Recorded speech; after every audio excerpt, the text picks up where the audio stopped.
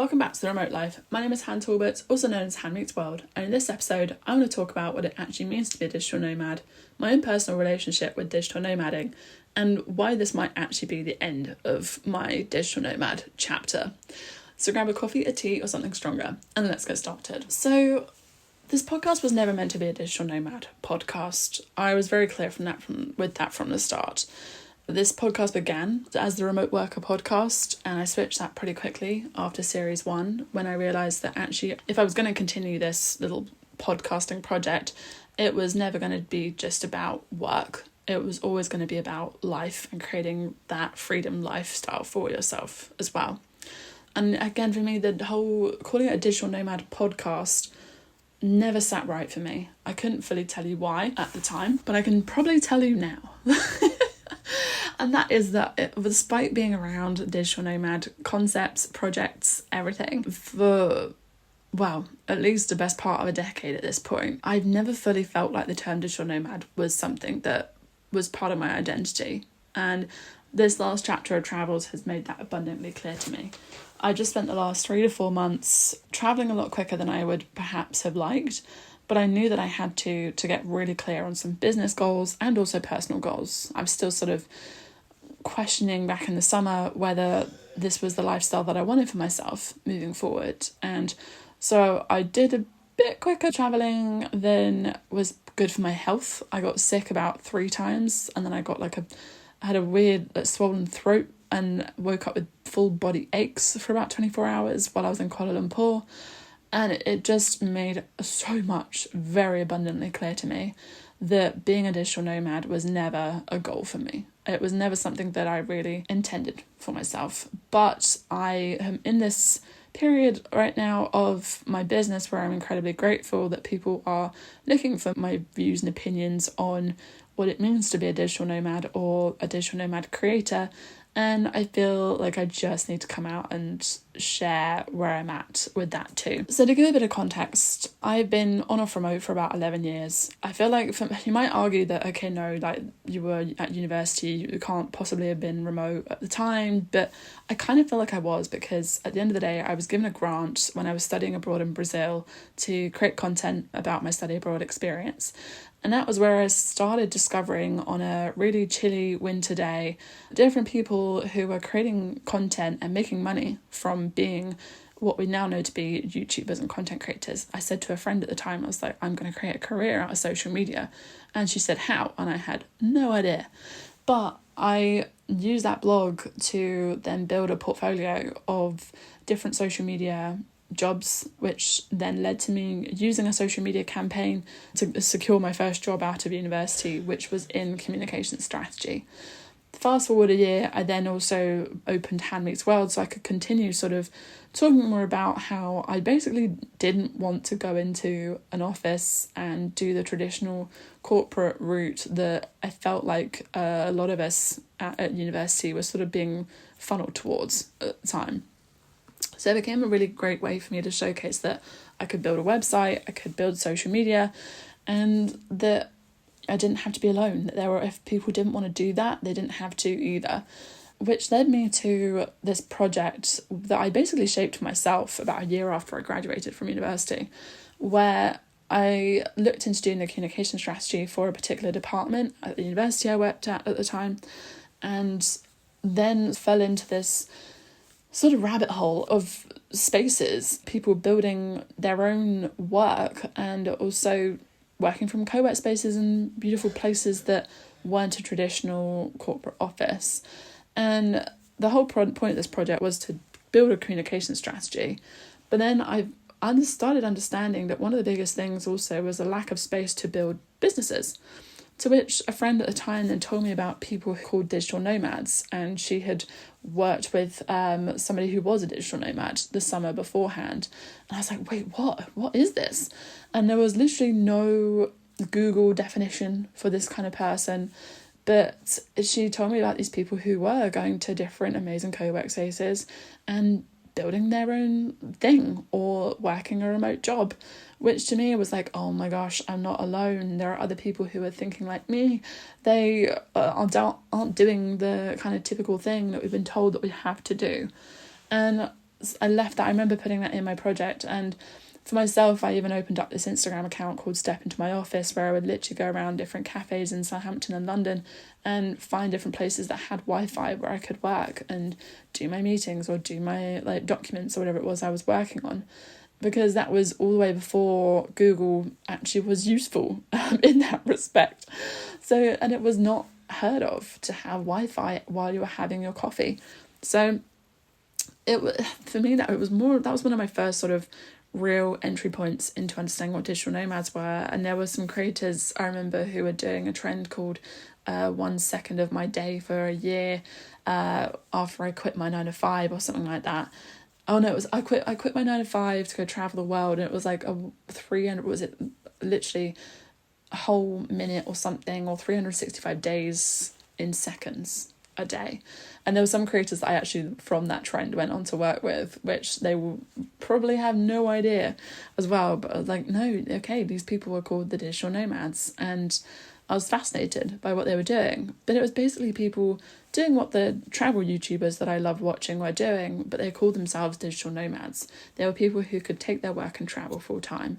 And so I was fascinated. And while I stayed in London for the next 3 to 4 years, basically working different social media jobs, and I was able to also incorporate working remotely within some of these contracts too.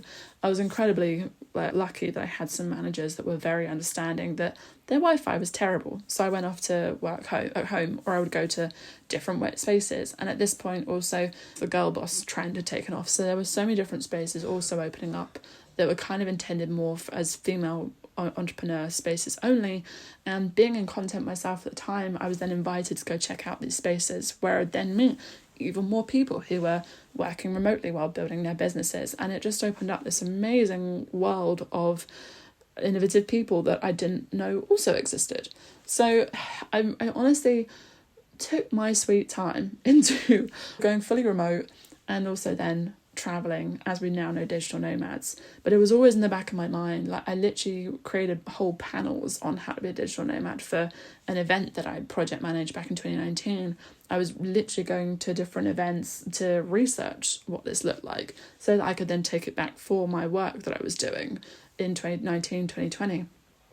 And then all the while negotiating my own contracts. So rather than going full-time remote and going fully digital nomad, I went freelance first. I took back control of my work and how I worked. And because basically I'd kind of had this year where I was going to an office that I felt like that's where my creativity went to die. It was honestly a year where I've had the nicest looking job and life from the outside, but I was the most depressed I've honestly felt. And so I was like, no, I'm going freelance. I'm going to take back control. I want to have autonomy over my work. I want to be able to fully work how I need to. And that's exactly it. For me, it was always about having the flexibility to work and live how I want to live my life as I wanted to, and not how I was being told that I should, or sort of being groomed, if you will, into doing for however many years at that point. But I always worked on these little digital nomad projects because I love the idea of introducing more and more conversations around how to live life on your own terms. I then worked on different projects through the pandemic that allowed me to work remotely, and of course we knew that eventually the lockdowns were going to be lifted and we would be coming out of lockdown. And so I started looking at, okay, what do I want for myself? And I really wanted to keep exploring this digital nomad community and space. But I still didn't feel like I was a digital nomad. I was talking more and more about my own lifestyle and what I was planning for, my accessories and what I was going to go do. And I had people messaging me going, hey, how do I get a remote job? How do I go live a digital nomad lifestyle? And I was like, I don't feel like I can answer these questions, despite having been around digital nomad conversations professionally for about 5 years at that point. Yeah, we were coming out of lockdowns around 2021. So I created this podcast, and you may know this from having listened to a few episodes already, but I created the podcast largely so I could answer people's questions about how to find a remote job or different ways to live. But I was always adamant about the fact that it was the remote life. It was not the digital nomad life. Even that I'd switched it very quickly from the remote worker to the remote life. because I love the idea that we were talking about life, whether that was somebody who worked and travelled full time or was somebody who wanted to live in a specific destination while also working a remote job for completely full time, not even for short periods. And I never expected the podcast to go far. I just wanted to have this space, and I never podcasting was never on my bucket list either. I never thought I'd be a podcaster, but it just became this really amazing platform and way to talk more about what it means to build your own lifestyle. And there was demand after the first 6 episodes of the podcast to keep talking about it. Like it was literally meant to be a 6-episode side project that then sort of catapulted me in a way into this amazing remote work and life space. And it allowed me to have so many amazing conversations with people about how they are living their life on their own terms. And I was meeting people who, without the internet, without the remote work and life spaces, I would probably never have crossed paths with ever.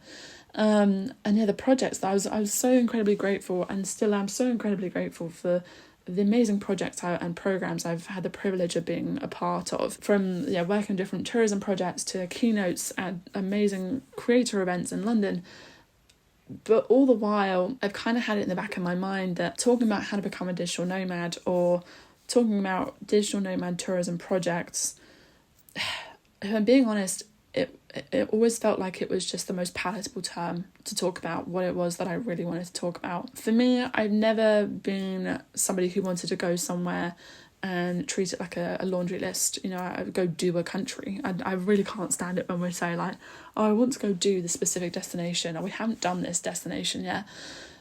I don't really like how that, and you could sell semantics hand, like chill, but for me it's always been more important to go places that bring me joy, that I resonate with, and to really go places and feel like you've actually been there. You've really taken the time to have a coffee, or you speak. For me, I've been learning languages for literally more than 2/3 of my life at this point, and language has always been such a important part of how I travel. So I feel like I can really get to connect with places that I choose to go to. And to be completely truthful, I feel like now, especially in 2024, digital nomading has become a concept that I never really intended to be fully part of. I'm not going to go down what I think it's kind of become for me, because I'm sure there'll be people who disagree. This is all about talking about my perspective and why I feel like being a digital nomad was never something that I intended to be. It just like, for example, I could be slightly biased coming from the content creator space, where in 2018 people started referring to people who make money online as influencers. Well, if you're someone who worked in marketing pre-2018, you know that influencers could be anybody. They could be an actress, they could be a local head teacher, they could be the mum who runs the church newsletter. Like that was never really the intended word for influencers. Like the benchmark for an influencer was never about how many followers they have online. But for some reason that seems to be the term that is most used when talking about somebody who makes money through creating content online. And I feel like that's sort of what a digital nomad has become synonymous. I don't know. For me, it has the same feeling now, talking about whether you're a digital nomad or not.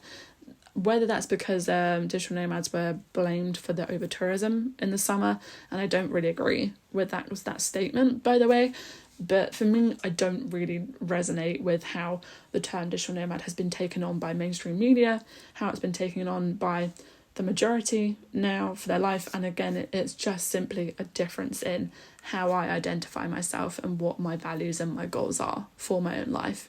While it might have been easy to call these visas digital nomad visas, I feel like now the visas themselves aren't actually targeted towards how we know digital nomads to be now. I would say that they are perhaps more, maybe it just sounds sexier to call them digital nomad visas, but I would say that digital nomad visas themselves are intended for slow travellers, they're intended for remote workers, they're intended for people who want to slow down and get to really know a place. They're not necessarily for people who are looking for essentially the modern backpacking experience. working and traveling on the go and not staying somewhere for too long. So I guess that's exactly it. It comes down to, for me, it was never about becoming a digital nomad. And I'm very picky about who I also allow to speak on the podcast, because again, this isn't a digital nomad podcast.